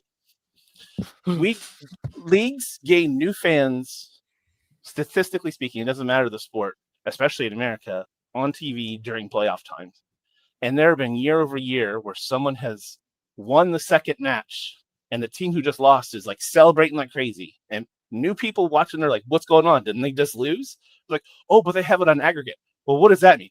Well, they scored fewer goals in the away, blah blah blah blah blah, and they technically won. So they lost the game, but they still won the series, and they're moving forward in the playoffs. Yes. What? It doesn't make sense for them. You got to have something that's straightforward. Now, I don't like the 2-game aggregate away and home, and I'll tell you something different about that in a second. But you add in that factor where it's your newest fans who have never really watched before, they can get engaged and they can understand need to win. 2, obviously they're going to sell more tickets because now you potentially have 3 matches, and the home team is going to make even more money because they're going to have 2 home matches or something, and the TV stuff. So I get why it happened. I don't think it's perfect, and here's my solution: have the PKs before the game. Okay, now we're cooking. Here we go with the starting 11. Okay, and that's the result if it ends in a tie. Oh, that's actually kind of fire. That's a cook. That's I a disagree with cook. everything else, but I think that's a cook. I had no idea where you were gonna go with that. You're doing the weave. Because then you know, dude. I like they would never have the courage pre-Ks. to institute pre-Ks. There we go. Trademark. Let's get t-shirts, put it up. Let's do it. Pre-Ks. So and that's the perfect MLS, like, you know. It is. That's beautiful. No, that's because that's you have strategy through the whole game. Then it's like we can't afford to end this in a tie because we're going to lose this. Like we got to go for it, one team or the other, and that could be the home team if they don't get it done. I think it's fire. I think it's fire. People aren't going to like that take, but I think it's fire. Here's the other thing I'll say that was weird about the aggregate thing is generally they said that the home team, the team that was the higher seed, got the second leg, right? Like the team who on the 2-game series where you had the aggregate and away goals, the home team, the second home team was the higher seed supposedly because they had the advantage, but their goals count for less in the second match. So if the first game ends 0-0 and the second game ends 1-1, the home team with the advantage loses because they can't score away goals. So that doesn't make sense to me. In addition to all the other weirdness about the aggregate, so I'm going with the pre-Ks, 3-game series. Oh, dude, you want a pregame show like before? People would be tuning in at kickoff or before kickoff. Spotlights, laser lights, fireworks. Yes. Yeah. Well, and then the idea of them playing the game while already knowing that if the result ends a certain way, it changes the strategy, and you won't have anybody sitting back. Yeah. Or at least potentially you wouldn't, but you got to go for it. Infantino, hit our line. We have an idea for the next World Cup. That's where we'll start. Anyway, it was a boring game to watch. The last thing I'll say is this: you know who we all sound like? Two different fan bases. One, the first time we played in Atlanta, I think we got like a red card. We do sound like that. Yeah, we do sound. And like they were like, "Oh, Seattle's playing." But we're righteous and justified in sounding like that. Right. Yeah. To the nth degree was 2016 MLS Cup. 0 where shots on goal. Everybody in Toronto and everyone outside of Seattle is like, Seattle sucks. Look, they're killing the game. Blah blah blah blah blah. See, here's the difference though. In those games, Seattle was on the road. And in the 16 Cup specifically, they were on the road in negative goddamn 10-degree wind chill weather. I was there. It was deeply unpleasant. And they were also, the 2016 team was injured as shit. They like limped into that stadium that day, and the whole plan was just survive this game, try and get to PKs and win it that way. And they did. But as the road team playing in like elements like that, it's way more defensible. As the road team go into Atlanta was good back then. It's defensible. If Minnesota United played like this on the road in their road games or in their playoff road games, I'd be like, yeah, that's normal. That's what teams do. They play like that at home, man. Yeah. They play like that I mean, it just sucks. It sucks to be the other team, especially if it works. Yeah. It's also worse than like if you watch the way they're booting the ball into our own corner on kickoffs. Dude, PSG did that to us. And that's stupid. The game's gone. I mean, I've seen it happen a few matches now, and I'm just like, is this the thing? Like, you don't have any it's the new control in your possession? The new bit. It's the new bit. It's all the rage. It's basically Labubu soccer. They're playing fucking Labubu soccer. All right? It's ridiculous. Yeah, I wish we were going for the series closeout next Monday. Now we're going for let's not lose our lives and have. Let's earn a trip back to do this again. That's what they're. Or should we go to Minnesota for leg 3? I would rather die. Is there anything about the playoffs with yellow card accumulation? So is there anything about if somebody picks up yellows in the second match, they're out for the third? Yeah, no, I don't. I'm not exactly sure how that works. but I'm pretty sure if you get 2 yellows in a series, Well, that's half of Minnesota right now. They did get a lot of yellows. Yeah, including Dane St. Clair, who should have also gotten a yellow during the PK shootout, but no comment on that. Oh no, he was. That would have been so sick if they sent him off during the PK shootout. So I did wonder about that. I was like, is it possible to still get a yellow? Because he's the only person really eligible, and they would have to slot a field player in. Yeah, when he was chirping, I was like, dude, you shouldn't, like, I know you're trying to play mind games, but you're on a yellow. Yeah. Like he was screaming in the ref's face, and I was like, dude, that's dissent. He was crashing out because he said Alex put the ball like not on the dot. Past the dot. I think he was doing a mind game thing, and that shit worked. Yeah. I mean, he saved the PK. That's what he's a demon, dude. He is a demon on these PKs. Well, freaking we'll see. Canadians, bro. What the hell? Well, so here's the thing. So we have everything to go for, and that's the other thing I'll say. I don't think Minnesota will play that way here on Monday. Oh, they will. I think they're just going to go for it and they have nothing to lose because then they don't know how to go for it. This is how they play. That's what I'm saying, man. Like this is how they can't. They don't know how. This is like they're so committed to this identity that they don't. I don't think they change it.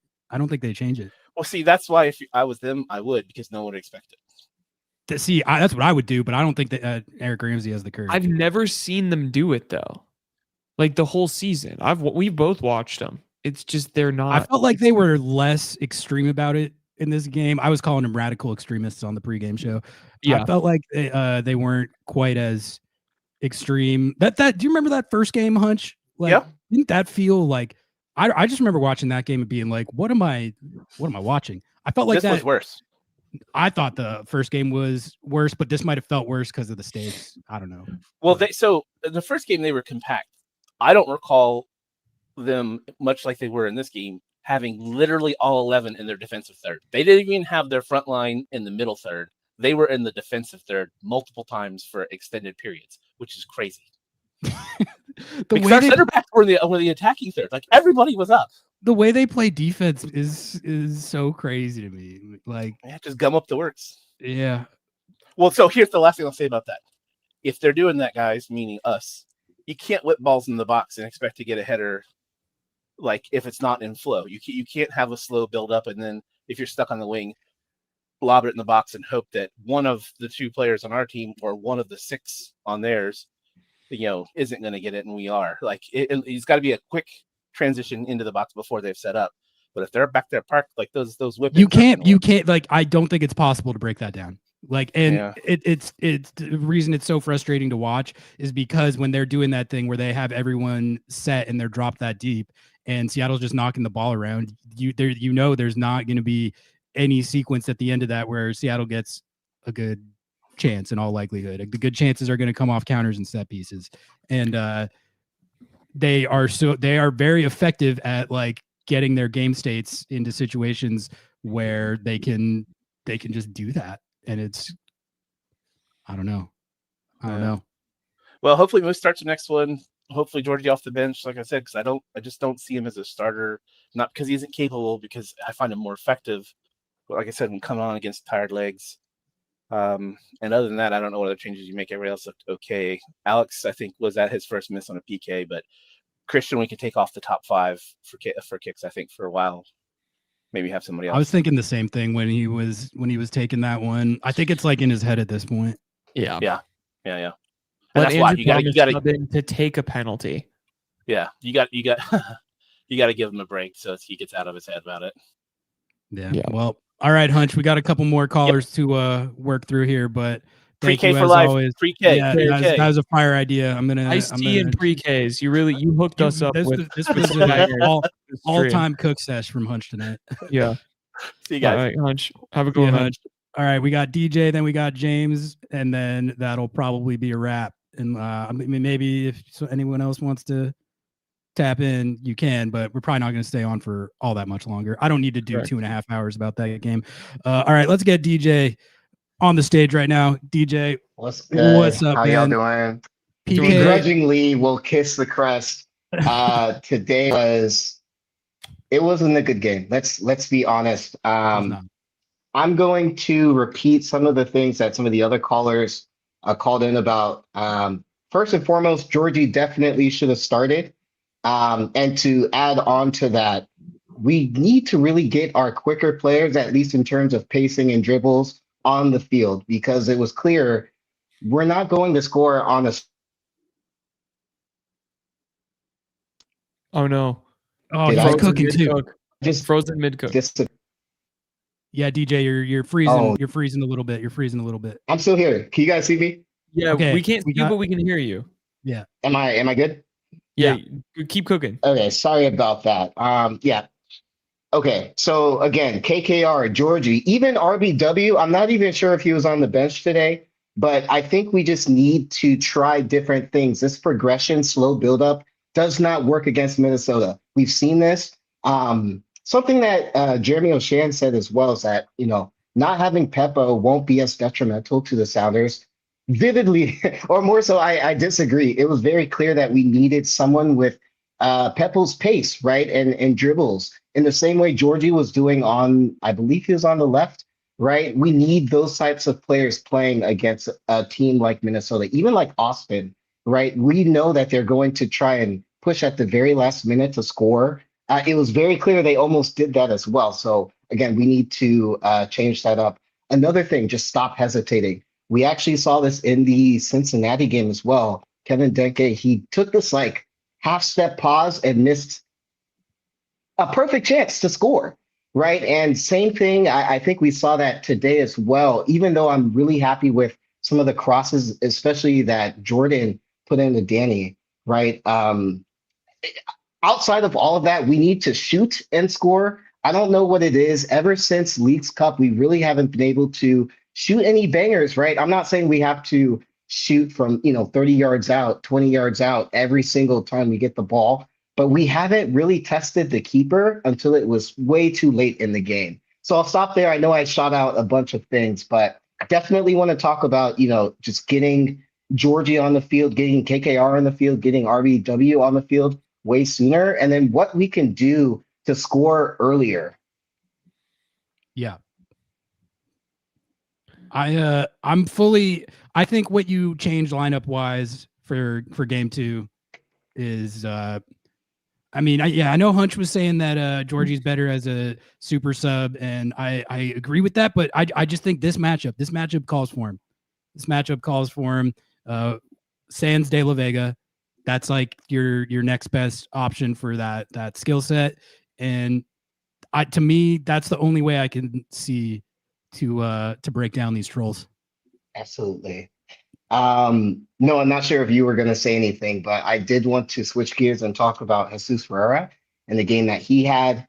He's normally, again, just a needler, finding those perfect passes. I saw a couple of those today, but I think he was kind of, and please challenge me on this. I don't think he had his best game today either. No, I agree with that.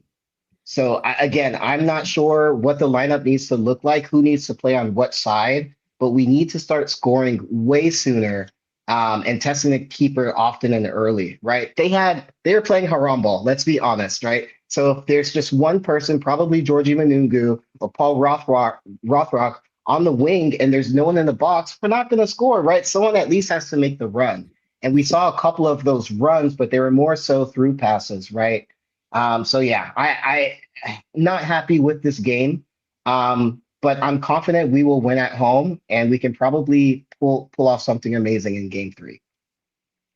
Hell yeah, I like the optimism. I am not. I said it already, but I'm not on the series is chalked mind frame coming off this. I think this team is beatable. They're just very hard to beat, but it can be done. And I feel like it is very frustrating because of how close I feel like Seattle has gotten the last 2 times they played. It's just, I don't know, they might have just met their foil in Minnesota United. Just put it in the net though. We had many chances, put it in the net. Danny, right? You have to put that away. And I understand everything was happening at 1 billion miles per second, but we need to finish. And I think that's another thing we should be practiced. I'm not at camp, right? So I don't get to see them train. We need to finish. And I'm not sure what's happening. I listen to Lobbing Scorchers every single week, right? Or I'm a supporter, LS supporter. I know they're scoring, right? I know that they're scoring in training. What is happening where we can't convert in actual games? And it feels again like after Leagues Cup, things kind of took a turn and we just haven't been able to get back to that form. So I'm again not sure if it's because of injuries, if it's because, something mentally is just blocking us from getting in the second gear, in that gear that I know that we all have, or more so the Sounders I know that they have. Do you have any insight? Do you both have any insight into what's happening? What do we need to do to break the dam? Well, That's my last question. I think finishing, there's a couple things with just the concept of finishing. It's inherently streaky, I think, and it's also high variance. Like that's why like chance generation is a much more instructive way to like evaluate an offense than goals scored sometimes, especially over small sample sizes, because it's all about like generating as many high quality chances as you can, and then whether they go in or not sometimes is up to chance. I think right now, like we talked about them XG merchanting last year, and this team hasn't really had that problem this year, but I think that is kind of what's happening right now over these last few games. And I don't know what to attribute that to, but like I always try to think of it of like if you just keep playing well, keep playing good offense and generate like high quality chances, you will get goals out of it. But like right now, like they're XG merchanting, and I don't know how you get out of that. It might just be a thing where you just have to keep at it, and eventually the goals will start to come. But now you're in the playoffs, and it's like if they don't, then your season's over. So okay. Final thing, swear. A couple of games ago, I think I said if Jesus Ferreira scored like 15 goals, I would get a tattoo. I'm upping the ante. If we win the MLS Cup, I'll get a tattoo on my back. Big Sounders crest, either on the right or left shoulder. So hopefully Brian hears this or sees this. Please get it done. And yeah, go Durs. We're gonna hold you to that, DJ. We respect our Absolutely. tattoo bets around here. Absolutely. All right, thanks guys. I won't keep you on too long. Thank you. Thanks for the calling call, in, DJ. Appreciate Good you. chat. All right, we got James to bring us home, and then we're gonna call it a night. James gave us the thumbs up. Welcome in. Good to see you, man. It's been a while. Yeah, thank you for having me. Yeah. PK Shootout L at Minnesota. What's on your mind? You know, I agree with our previous caller. We just need to do something different. This is sort of feels to me like with Minnesota getting into definition of insanity territory. The horseshoe of death is not going to work. And so I think we should look back at what did work. We scored 2 goals. One was a quick restart that was so quick the camera it. So that's to me. It's not hard when you're streaming on Apple TV. Get it forward as fast as possible. Yeah. The production has leaves desired at times. And then the other one was Georgie just cooking and hitting a ball in that went in for a own goal. Get Georgie in there a little bit earlier. Make them uncomfortable. I mean, they thrive on defending, and if they're going to defend deep, you either need lightning quick passing to break them out, which we just have not really had this year, or who's got the stones to make a run at them. I wouldn't say, as I think that defensively there's problems there, as we saw with the free kick that I was also sure. But more than 10-ish minutes if we need it.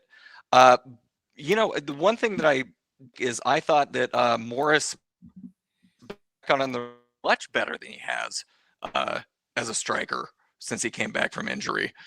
He put in 2 good balls for Musovski, and Musovski, he's not a finisher, but he's clever with his run wells. At times his runs gets into space well, but he's not a good finisher. Hard to bring him on with 20 minutes because he does need a lot of chances.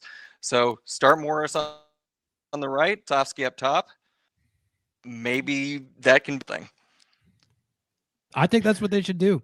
I think they should. It should be JMO on the right and Georgie on the left. Why not? You're right. It's like the same thing like that they usually The- run Ge- against George- like a normal team, like don't work against this team. So you got to like throw a curveball. I agree, and look, I know I'm beating a dead horse. I would rather Jesus at the 10 than Rusnak. If you want to do kind of a reverse Thomas, bring Rusnak, fine. But I don't think that he's got the movement that is going to break down a packed back five. I think Jesus is going to make runs into the box, and I think he's going to move the ball quicker, and I think he's going to move it vertically. And I think he works harder on defense, which is going to free Obed up to make some runs and to split some lines. I wouldn't hate it. We're pro Jesus at the 10. That's not what they're gonna do, but I mean, do we think that they're actually gonna do you think like Schmetzer's pretty he's pretty rigid in his like tactics and lineups, I feel like for the most part. Like him throwing a lineup curveball like that they haven't run a lot this season in the playoffs with the season on the line doesn't strike me as something that he's that likely to do. But what I would say is that if they get in a situation where it gets into this game 2 and it's looking the same again, like pull the trigger on the subs early. Like don't wait till 70 or 80. Like get whoever it is on like 55, 60 and try and change the game earlier than they did tonight. Him back a line, play right wing. You know, he's fast. He can make some runs in behind. And I think that that's going to give you more. Is not ever going to win the mid battle. So Rusnak's lack of defensive acumen, if you drop him back line, it's not going to that much. So, and maybe if he can play in balls from deep, we can, maybe we'll get going a little bit quicker. That would be worth a shot. But, I agree with you that Schmetzer's probably going to stick to his ways. And I don't know that this is ever going to work 3 times in a row. Yeah. I mean, if it was me, I would just play the new lineup from the beginning, but I'm more reactionary, I guess.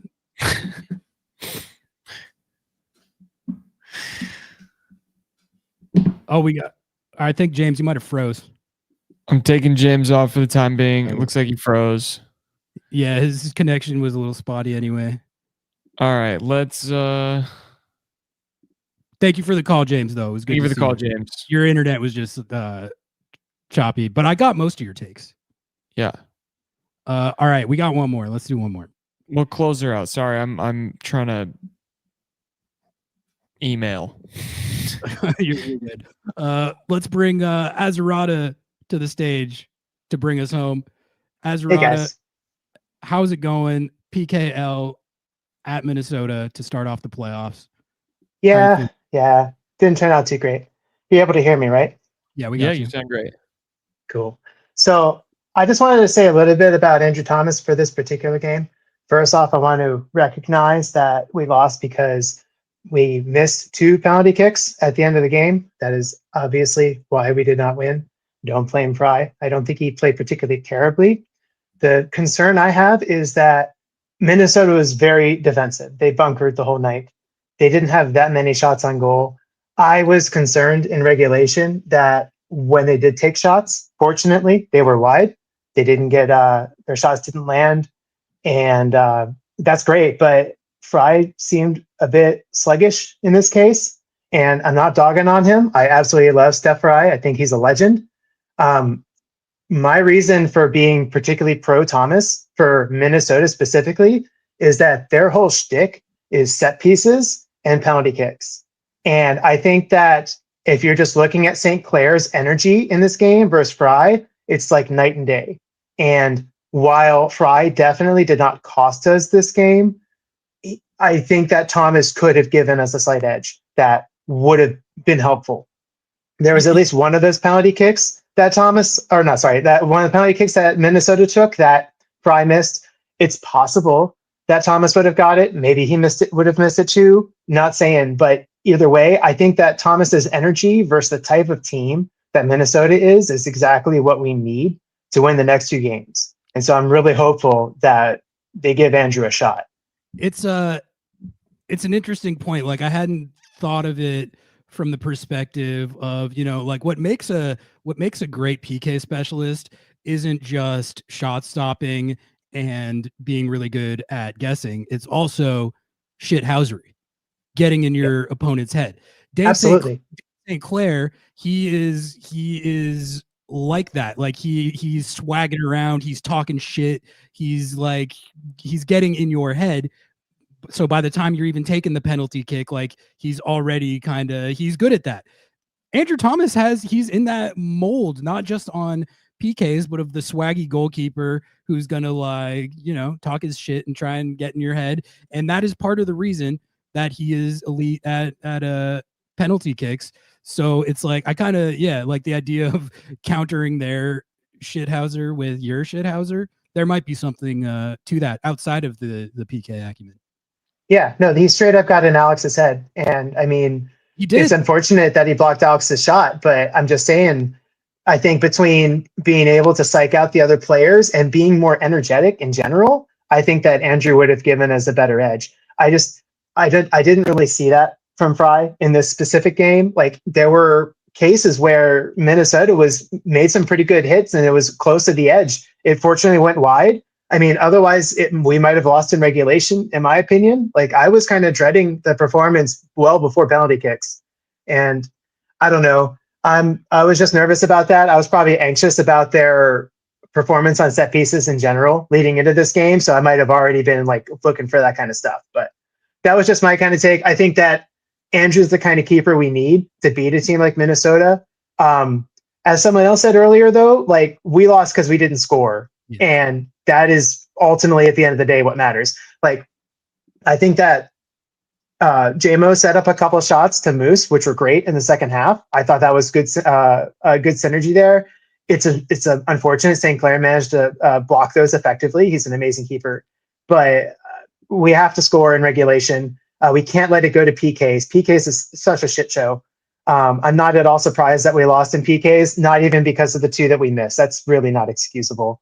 And as other people said, I think CR needs to sit out for PKs for this cup. I mean, I think that Christian's fantastic. He deserves to be MVP, but he's got 2 bad shots so far this year when we needed him, and that's really unfortunate. So I don't quite feel the same for Leyva. He's missed like 3 or 4 at this point. Yeah. Yeah.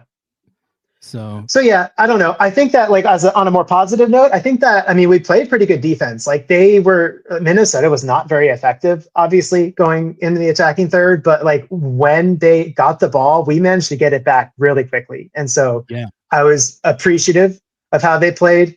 I thought that Vargas had a couple misses. He got the ball taken away several times, which is unlike him. I thought that Paul had a number of unfortunate challenges that just didn't quite work out in his favor this game. But I guess the only other beef I have is with Schmetzer bringing in Georgie at the 80th minute. Like I feel that he does this often and it really irritates me. Like if you're trying to change the game, if you're trying to make an advantage, don't wait till the 80th minute to bring that in. Like he should have brought Georgie in at like the 70th or 60. I'd do it 60 or the 60. Absolutely. But so 25, 30 minutes. That's how long you need to actually change the game a lot of the time. Like in the 80th, it's that by the time if you bring them on to the 80th, by the time it's the 90th, like the game's over. And that's like when they're just getting in the stride. Yeah.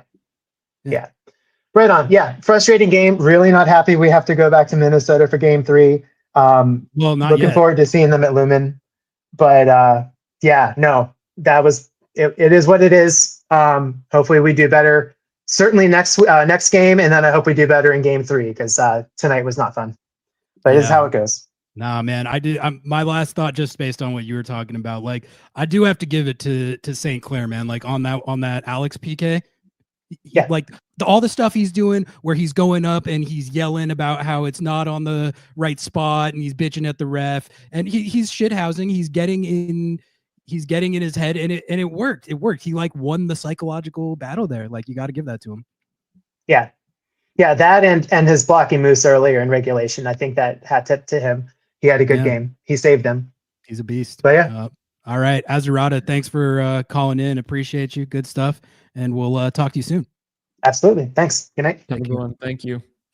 All right, folks, that's gonna do it for tonight's post-game live right as we hit 2 hours. I think that's a good shift. We did Perfect. 2 hour, it's playoffs, so we're going to go hard. But after that game, I'm proud of us for making it to the 2 hour mark. Everyone still watching, please like the video, subscribe to the channel if you have not.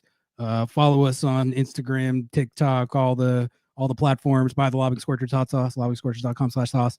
And we will be back at it this week. I'll be doing Under the Lights for sure, but stay tuned for the rest of our playoff coverage. And we'll also be back at it for the Game 2 post-game live, which is hopefully a little less tilting of a post-game live. That's all I had. Noah, you got anything? No. Thank God this game's over. So excited to do it 2 more times. Amen to that. All right. Appreciate you guys. Love you guys. We will catch you this week. Peace. Some people come to Lumen Field for the tactics, for the soccer, the atmosphere. And some come for Paul Rothrock's hair.